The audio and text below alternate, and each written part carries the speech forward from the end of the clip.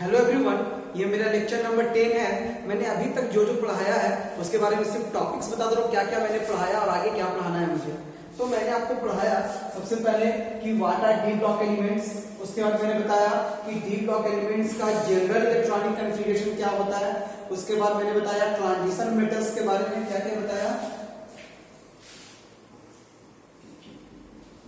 Transition metals के बारे में बताया कि वैसा एलिमेंट जिनका डी सबसे पार्शियली फिल्ड होता है, या तो एटॉमिक स्टेट में या फिर कॉमन ऑक्सीडेशन स्टेट में या फिर दोनों में पार्शियली फिल्ड होता है, तो उसको हम लोग बोलते हैं ट्रांजिशन मेटल्स। उसका सिर्फ एक ही शर्त है कि दोनों में भी, एटॉमिक स्टेट में भी और कॉमन ऑक्सीडेशन स्टेट में भी डी में 10 इलेक्ट्रॉन नहीं होना चाहिए। नहीं, अगर होगा तो वो ट्रांजिशन एलिमेंट्स नहीं होगा, और अगर दोनों में 10 नहीं होगा या दोनों में से एक में 10 नहीं होगा तब वो ट्रांजिशन एलिमेंट्स होगा। या फिर ऐसा भी बोलते हैं कि जो डी ब्लॉक एलिमेंट जो है वो between S block and P block है, तो जो भी उनका गुण का या जो भी पीरियोडिक प्रॉपर्टीज का वेरिएशन होता है वो एस से लेके डी के बाद पी होता है, तो बीच का इसका प्रॉपर्टीज ये कैरी करता है। मींस कभी इससे ज्यादा पी ब्लॉक से कम, एस ब्लॉक से कम, पी ब्लॉक से ज्यादा का ये क्वालिटी शो करता है, इसलिए हम इसको ट्रांजिशन एलिमेंट्स बोलते हैं। उसके बाद मैंने बताया एटॉमिक एंड आयोनिक रेडियाई के बारे में, atomic and ionic radii, atomic and ionic radii के पहला ट्रांजिशन मेटल्स के बारे में बताया। उसके बाद मैंने आपको बताया इलेक्ट्रॉनिक कॉन्फ़िगरेशन के बारे में, इलेक्ट्रॉनिक कॉन्फ़िगरेशन के बारे में पूरे डी ब्लॉक एलिमेंट्स का। मैंने बताया कि डी ब्लॉक एलिमेंट में 4 सीरीज है, 3D series, 4D series, 5D series and 6D series. Okay, उसके बाद एटॉमिक एंड आयोनिक रेडियाई तीसरा था। फोर्थ जो था वो था मेटालिक प्रॉपर्टीज, मेटालिक प्रॉपर्टीज। इसके बाद मैंने बताया ऑक्सीडेशन स्टेट। इसके बाद मैंने आपको बताया मैग्नेटिक प्रॉपर्टी, मैग्नेटिक प्रॉपर्टीज। उसके बाद मैंने आपको बताया कैटालाइटिक, कैटालाइटिक प्रॉपर्टी। ओके, तो मैंने क्या बताया एक बार आपको बता देता हूं, जल्दी से रिकैप कराता हूं। मैग्नेटिक और कैटालाइटिक प्रॉपर्टी में कि मैग्नेटिक फील्ड की तरफ कैसा व्यवहार करता है सबस्टांस, या सबस्टांस का बिहेवियर टुवर्ड्स मैग्नेटिक फील्ड के आधार पे हम लोग दो तरह का सबस्टांस देखें, एक डायामैग्नेटिक सबस्टांस, एक पैरामैग्नेटिक सबस्टांस। डायामैग्नेटिक सबस्टांस जिसके पास सारा का सारा पेयर्ड इलेक्ट्रॉन्स हो और magnetic field, external magnetic field की तरफ वीकली रिपेयर्ड होगा या स्लाइटली रिपेयर्ड होगा, तो उसको हम डायामैग्नेटिक सबस्टांस कहते हैं, जैसे sodium chloride, okay, MgCl2, okay, और CO2, CO एटसेट्रा।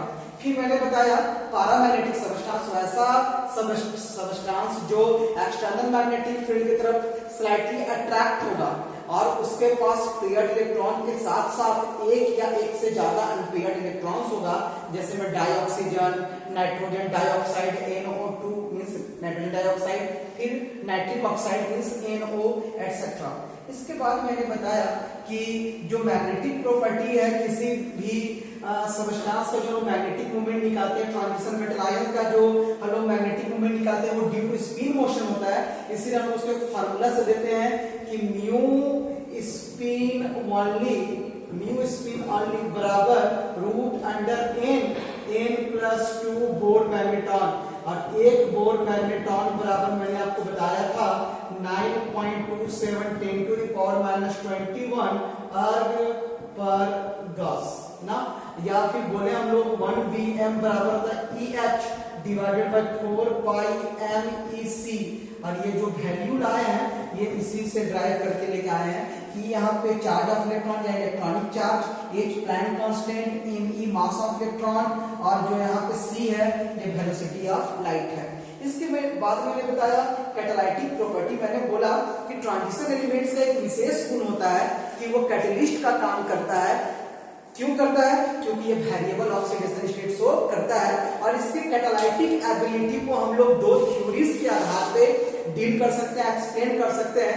पहला था इंटरमीडिएट कंपाउंड फॉर्मेशन थ्योरी। इस थ्योरी में क्या होता है कि ट्रांजिशन एलिमेंट्स यानी कैटलिस्ट कंबाइन करता है किसी एक रिएक्टेंट के साथ और वो फॉर्मेशन करता है इंटरमीडिएट कंपाउंड के साथ, वो इंटरमीडिएट कंपाउंड बनाता है किसी एक रिएक्टेंट के साथ जुड़ के, वो इंटरमीडिएट कंपाउंड कम स्टेबल होता है, इसलिए अपने आप को डिकम्पोज कर लेता है या फिर दूसरे रिएक्टेंट के साथ जुड़ के प्रोडक्ट और कैटेलिस्ट को रीजनरेट कर देता है। जैसे मैंने एक एग्जांपल बताया था कि पोटेशियम क्लोरेट जो टूटता है तो टूटता है पोटेशियम क्लोराइड एंड डाइऑक्सीजन के रूप में। उसका मैंने बताया कि ये रिएक्शन जो है वो 2 स्टेप में होता है, मैंने दोनों स्टेप को डील कर दिया। उसके बाद दूसरा थ्योरी बताया था एडजॉर्प्शन थ्योरी।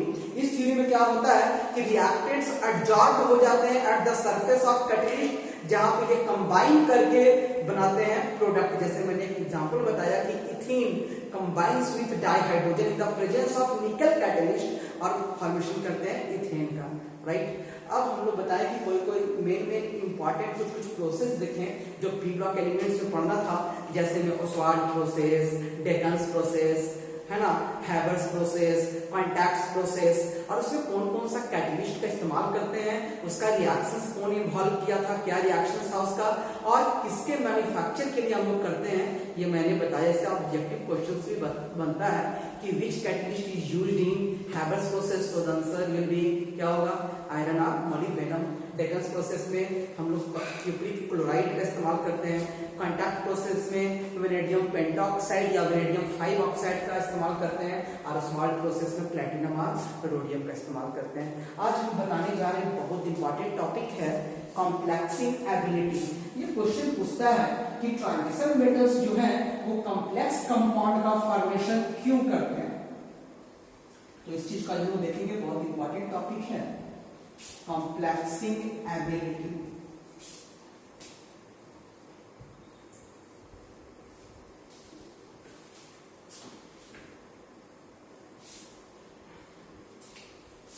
पॉइंट नंबर 7 देखने जा रहे हैं, इंपॉर्टेंट टॉपिक है कॉम्प्लेक्सिंग एबिलिटी। एक से आप एक छोटा लिख देते हैं कॉम्प्लेक्सिंग एबिलिटी। लिखेंगे इसमें कि ट्रांजिशन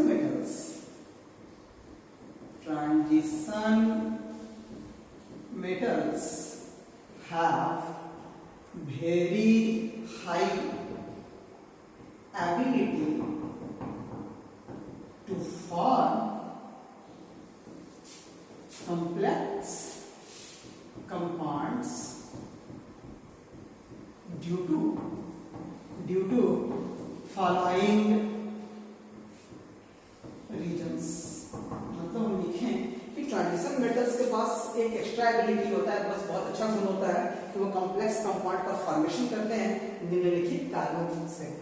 तो सबसे पहला कारण है कि transition metal ions have high positive charge. क्या बोले हम लोग कि transition metals ions have very high positive charge. दूसरा, दे हैव स्मॉलर या स्मॉल आयोनिक रेडियस।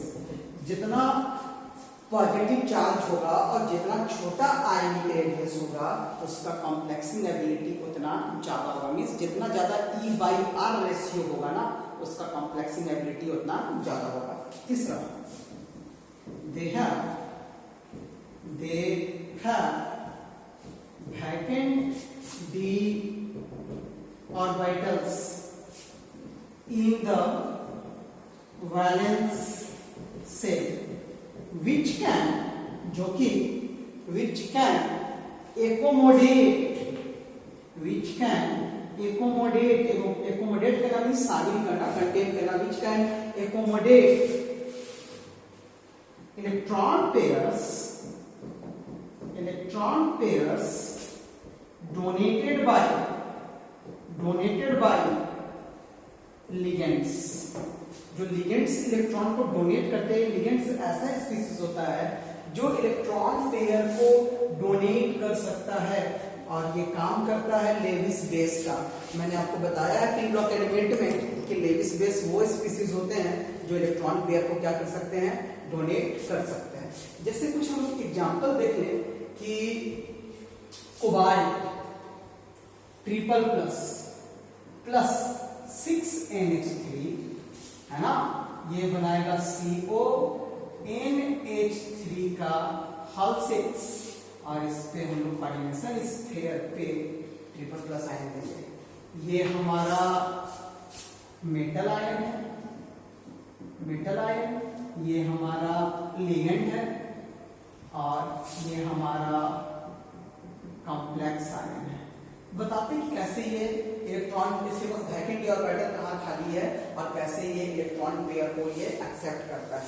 तो सबसे पहले हम लोग लिखें कि CO triple plus ion is the central metal ion in CONH3 का हल 6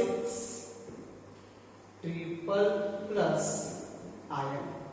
क्या लिखे हम लोग कि कोबाल्ट ट्रिपल प्लस जो है वो सेंट्रल मेटल आयन है किस कॉम्प्लेक्स आयन में, CONH3 का हल 6 ट्रिपल प्लस आयन में।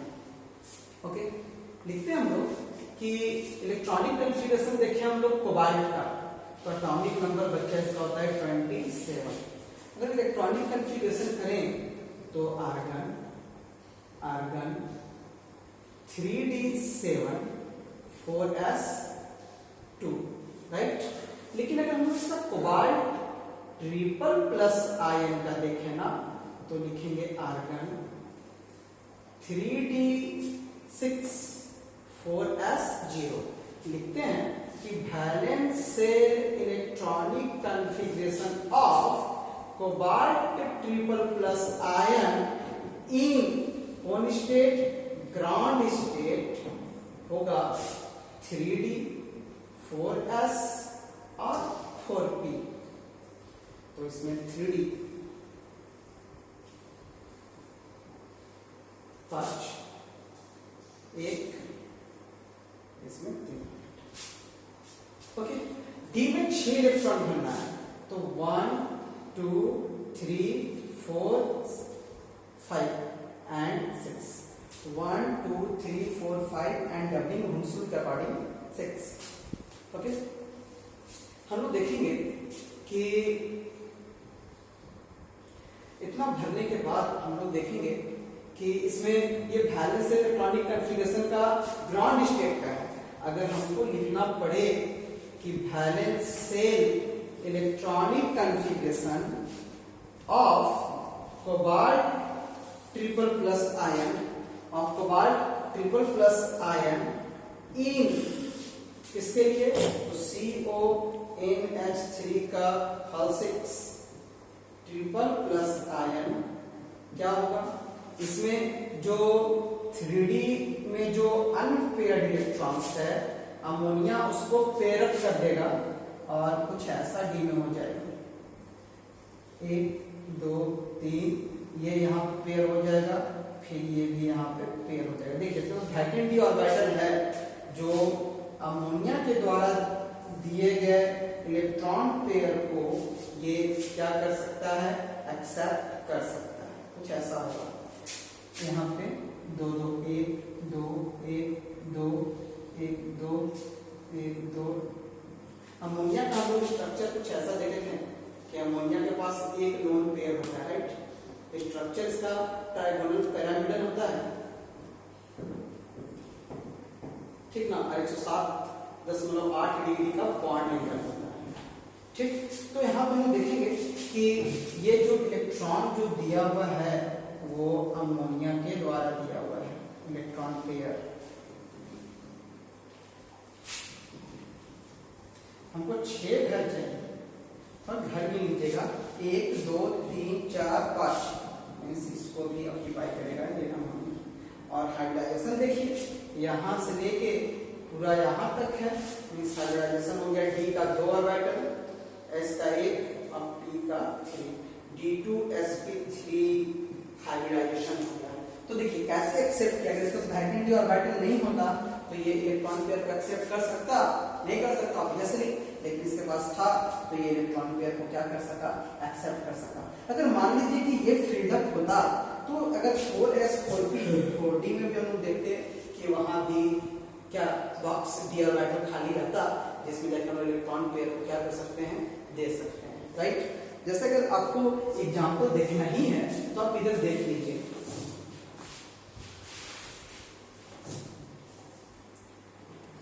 और वैकेंट डी ऑर्बिटल के एग्जांपल हम कैसे दिखा सकते हैं।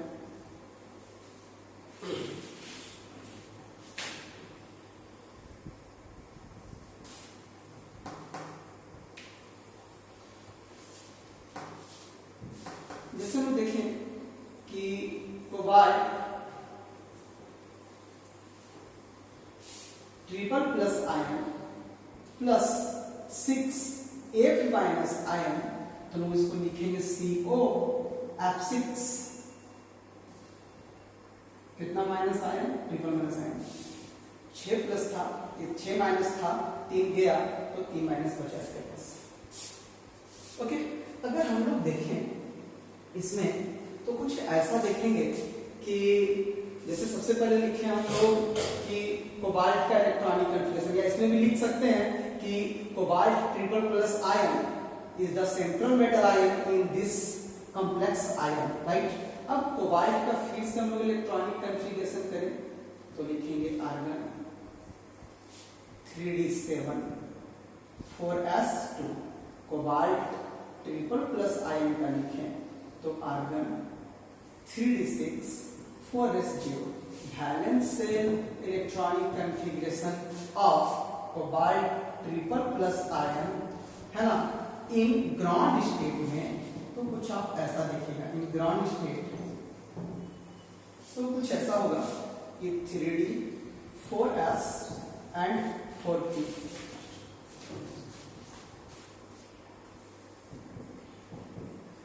ऐसा। तो इसमें 6 1 2 3 4 5 6, राइट। अब यहाँ पे ये था ग्राउंड स्टेट में, लेकिन अगर हमको देखना पड़े वैलेंस से electronic configuration of cobalt triple plus ion इन इसमें, तो COF6 ट्रिपल माइनस आयन में लिखना पड़े तो कैसा होगा।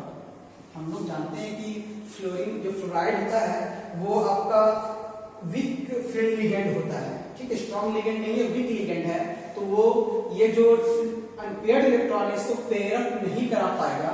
अगर हम लोग फिर देखें कि वैलेंस इलेक्ट्रॉनिक तो इसमें हो जाएगा 3d 4s 4p और 4d, तो इसका 1 3 में 3 d का 5, ओके, इसमें भी 5 1 2 3 4 5 6। अब वहां पे हम लोग देखे थे, ये वीडियो में हम लोग देखे थे कि यहाँ पे हम लोग यहाँ पे देखे थे कि जो अमोनिया है ये अनपेयर्ड इलेक्ट्रॉन को पेयर्ड करा दिया, क्योंकि ये इसमें आया ये इसमें आया तो ये पेयर अप गए, अनपेयर्ड इलेक्ट्रॉन नहीं बचा। लेकिन हम लोग यहाँ देखेंगे कि जो आपका फ्लोराइड आयन है, F नेगेटिव आयन जो है वो आपका एक वीक लिगेंड होता है, तो इसलिए ये अनपेयर्ड इलेक्ट्रॉन को पेयर नहीं कराएगा। तो हमको 6 तो फ्लोरीन के लिए चाहिए, तो आप काउंट कीजिए 1 2 3 4 5 6, ठीक। तो इसका हाइड्राइजेशन हो जाएगा Sr(P3D2), और ये सब जो डोनेट किया है वो कौन किया आपको तो पता है, अपना इलेक्ट्रॉन पेयर कौन दिया, फ्लोराइड आयन दिया, और हाइड्राइजेशन इसका हो जाएगा Sp3D2 हाइब्रिडाइजेशन, राइट। तो इस तरह से देखिए वैकेंट डी ऑर्बिटल था इसके पास वैकेंट, तो ये इसको क्या कर सका, एक्सेप्ट कर सका, राइट। अब हम लोग कंपैरिजन करते हैं, हम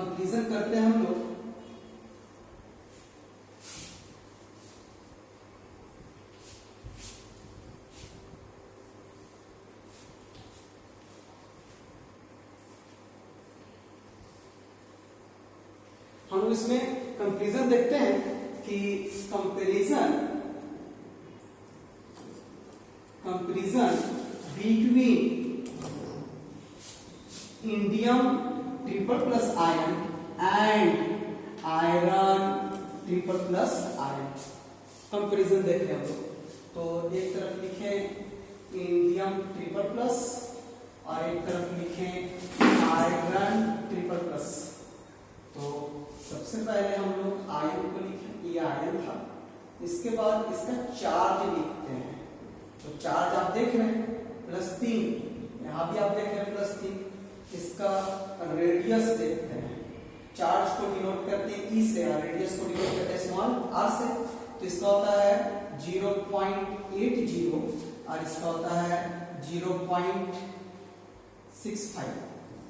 ओके, अगर हम लोग देखें E/R रेशियो, तो E/R रेशियो अगर देखें तो इसका होगा 3.75, इसका हो जाएगा 4.62। ओके, कॉम्प्लेक्सिंग एबिलिटी देखें, कॉम्प्लेक्सिंग एबिलिटी देखें तो इसमें लिख सकते हैं कॉम्प्लेक्सिंग एबिलिटी में कि इसका लोअर होगा, इसका हायर होगा।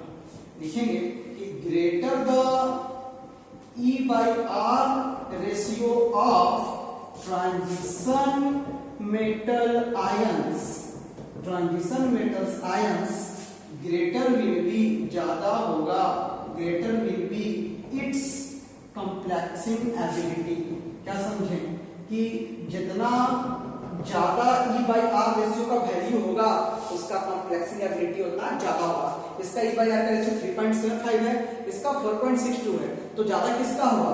4.62 हुआ, तो यानी इसका complexing ability indium triple plus से, यानी डी ब्लॉक एलिमेंट है, ये पी ब्लॉक एलिमेंट है। तो आप देख सकते हैं कि डी ब्लॉक एलिमेंट्स का या ट्रांजिशन मेटल्स का कॉम्प्लेक्सिंग एबिलिटी क्या होता है? ज्यादा होता है।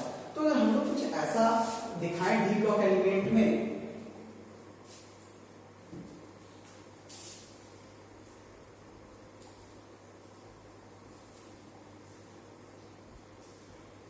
अगर हम लोग डी ब्लॉक एलिमेंट में दिखाएं या ट्रांजिशन मेटल्स में कि मैग्नीज डबल प्लस से ज्यादा complexing ability iron double plus के बाद कोबाल्ट डबल प्लस के बाद निकेल डबल प्लस के बाद कॉपर डबल प्लस, और इधर देखते हो जिंक का रेडियस बढ़ जाता है तो जिंक का घट जाएगा, जितना साइड छोटा होगा। इधर जाने से क्या क्या हो रहा है? सबसे पहले first charge is constant, charge that is E is constant. देख लीजिए कैसे कांस्टेंट है, सब पे +2 चार्ज है। ओके, नेक्स्ट दूसरा, अगर हम लोग देखें कि रेडियस मतलब क्या R क्या कर रहा है? डिक्रीज कर रहा है। मैंने बताया कि अलोंग द पीरियड जाने से एटॉमिक एनालिक रेडियस घटता है क्योंकि इफेक्टिव न्यूक्लियर चार्ज बढ़ता है। नेक्स्ट तीसरा E/R रेशियो इंक्रीज कर दिया। फोर्थ, जिसके कारण कॉम्प्लेक्सिंग एबिलिटी जो है वो इंक्रीज कर जाएगा। तो हम लोग बोल सकते हैं ये जो ऑर्डर दिया है ना, एक साइंटिस्ट दिया जिसका नाम था इरविंग विलियम,